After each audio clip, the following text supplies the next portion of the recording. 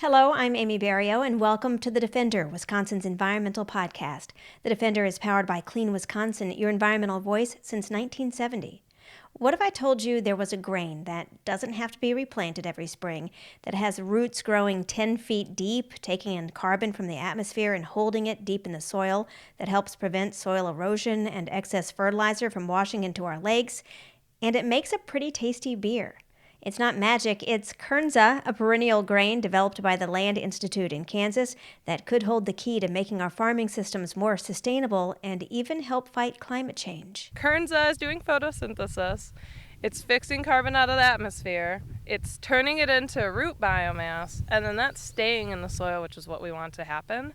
In this episode, a look at the work behind an experimental batch of beer at Karben4 Brewing in Madison that has the farming research world taking notice. That's right now on The Defender.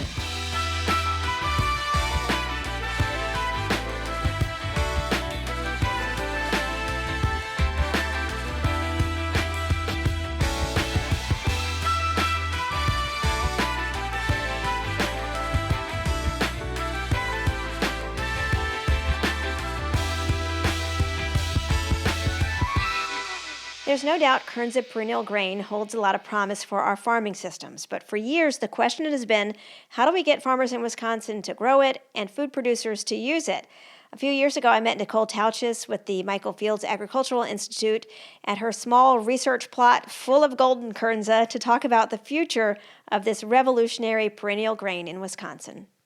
I think we're all impatient in Kernza. We're all impatient for it to be adopted on larger scales in the market. We're all impatient for more people to know it and know what it tastes like and be eating it. And the impatience drives like me and the other southern Wisconsin Kernza grower, Willie Hughes of Hughes Farm. We're very keen to start working on a cleaning setup for this so that we can start processing grain here in southern Wisconsin without having to ship it to the large cleaning facilities in western Minnesota. Flash forward to today, and Wisconsin is growing, processing, and even flaking its own Kernza, thanks to innovators like Nicole, Willie Hughes, Rooster Milling in East Troy, and so many others. And you just might find it soon in a tap room near you. Already, the Vintage in Madison and Lakefront in Milwaukee have produced limited edition Kernza beers. Not long ago, I talked with Joe Walts from Karben4 Brewing about his Kernza creation, one barrel of beer made with Kernza grown entirely in Wisconsin and processed here that sold out in about a week.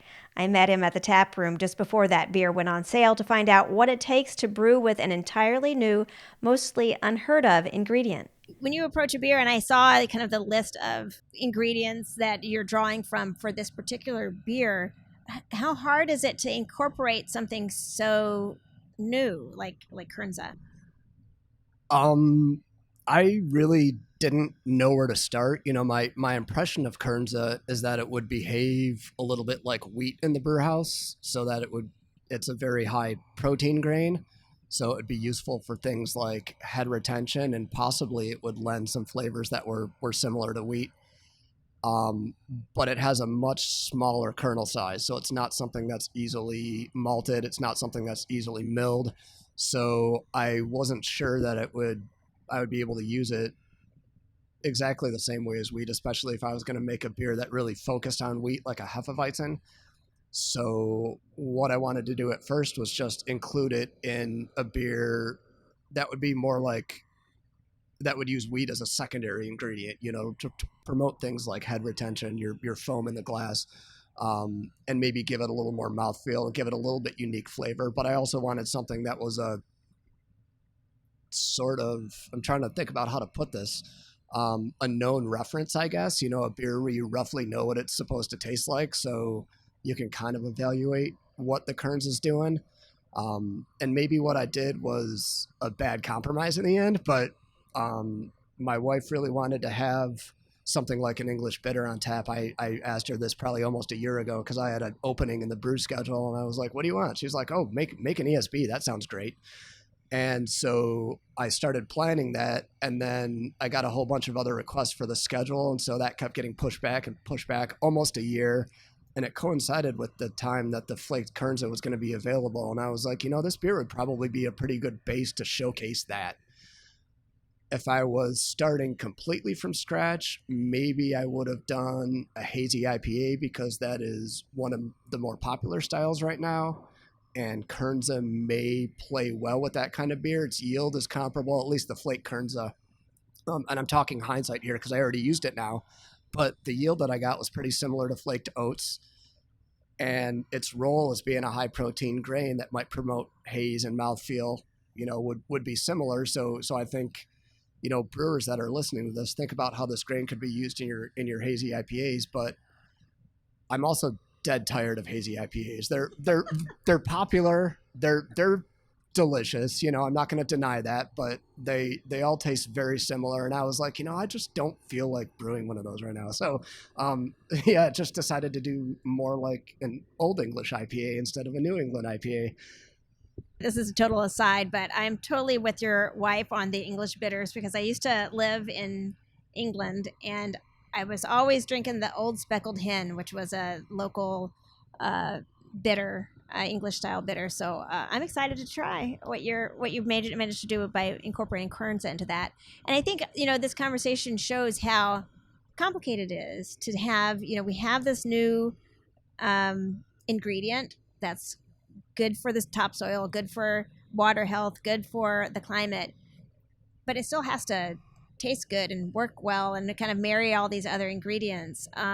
What would you say to another brewmaster or chef or anybody else who has the opportunity to try to use Kernza? So both on my experience and on talking to a couple other brewers who have already used Kernza, I would recommend getting it in flaked form.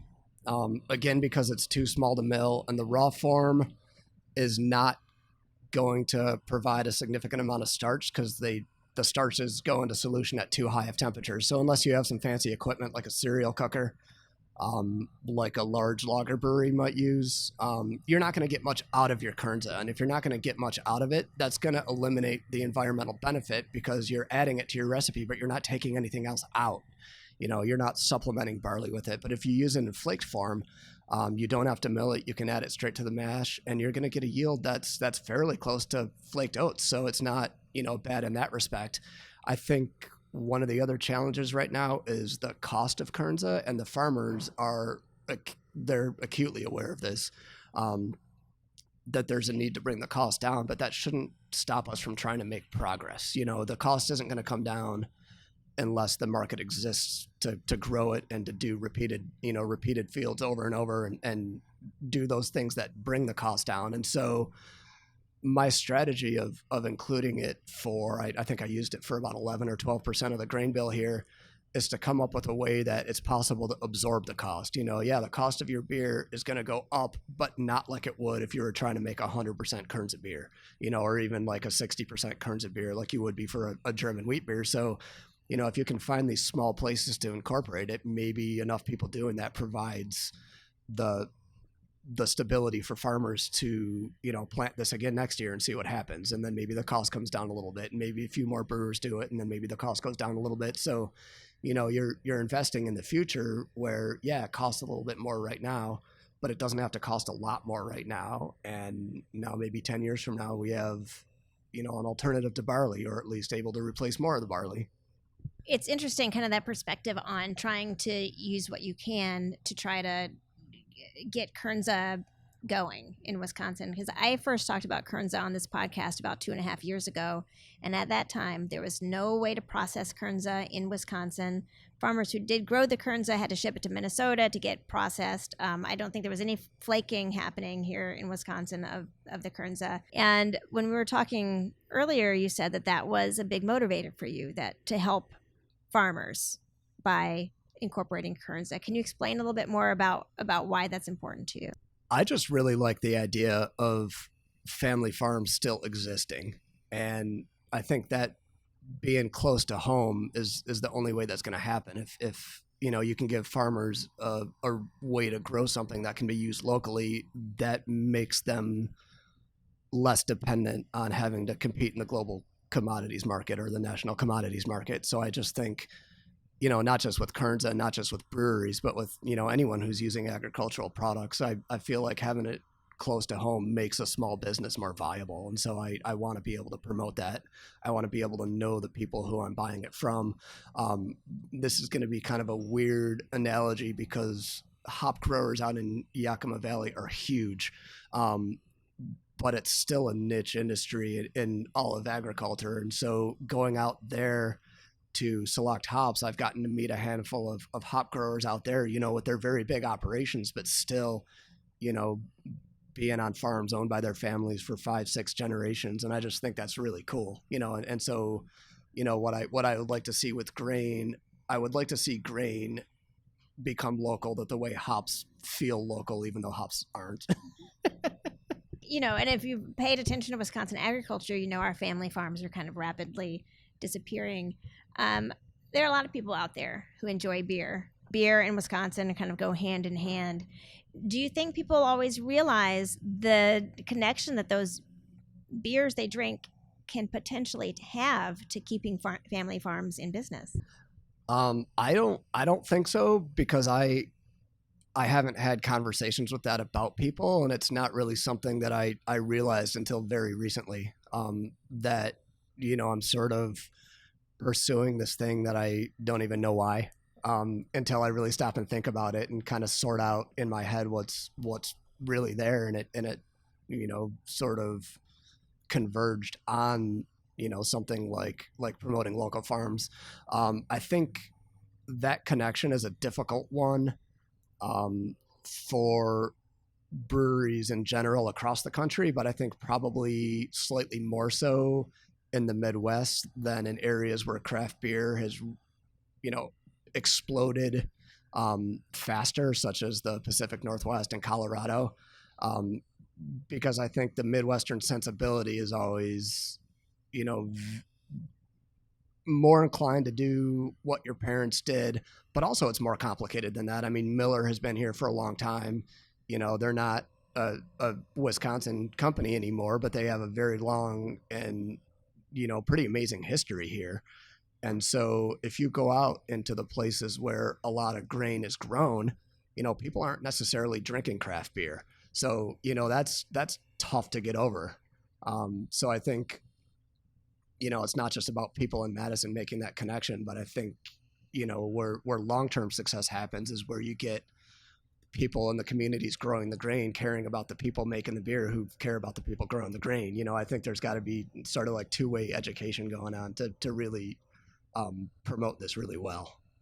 And I think it kind of also speaks to this whole initiative that Clean Wisconsin is a part of, to get all these kind of cycles together for Kernza, where farmers can grow it, farmers can make money off of it, but at the same time, brewers and chefs and anybody else can use it, and people can eat it, and that starts bringing the price down as more farmers grow it. It's this whole cycle that everybody needs to kind of willingly participate in, and know that it's going to take a little bit of time. When you release this beer and you see, I think, the excitement among all the people in this Kernza supply chain project, do you have a sense of kind of your importance and the link in this whole big picture of trying to get Kernza going in Wisconsin? I don't have a sense of it yet, because it feels, I feel like I'm getting more credit than I deserve, because essentially what I did was use 7 pounds of Kernza in a test batch, and that's not going to pay anybody's bills. But, I think if people come out and like the beer, hopefully it'll be inspiring for people to keep growing and keep the grain and keep working on this problem and opportunity. I hope I can talk my bosses into coming out so they can see that energy and think, okay, what are more ways that we can incorporate this into, hopefully our larger scale production. Hopefully other brewers hear me talking about this and kind of taking all this glory that I don't know if I deserve, and being like, yeah, screw that guy, I can do better than that. So yeah, there are all kinds of ways this could be really, really cool. I'm excited. Well, maybe hopefully they don't say screw that guy when they hear. But yeah, and I think there is excitement, because it does take some guts to do this on some level. I think with every beer you create is probably a little bit of a risk when you're doing something new, but using an entirely new grain, it feels like a pretty big step. Yeah, it definitely does. I think, it's sort of like the Wild West. I had no idea what was going to happen. I didn't know I was shooting for a beer that was going to be like 5.5% alcohol. And I'm like, if I don't get any yield out of this grain, it could be 4. Beer ended up being 6.1. So, a few different things went right, mostly in the fermentation. I got about the yield that I assumed I was going to get based on the starch content of the grain. But yeah, it could have gone very differently. And in the fermentation tank, I really like how it tastes. So it'll be interesting to see what happens after another couple of weeks of maturation and see if that evolves and get some carbonation on it. That kind of delivers flavor. So yeah, it's all, anything really new like this is very exciting.